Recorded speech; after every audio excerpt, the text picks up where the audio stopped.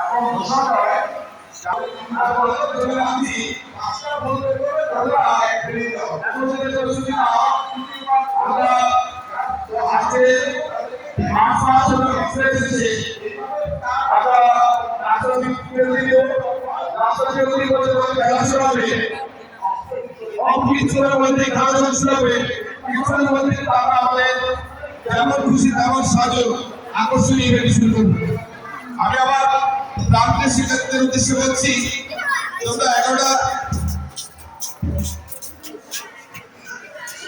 তোমরা জাস্ট 12:30 প্রস্তুত থাকবে। 12:30 অর্ডার মধ্যে আমরা যেমন খুশি তেমন সাজো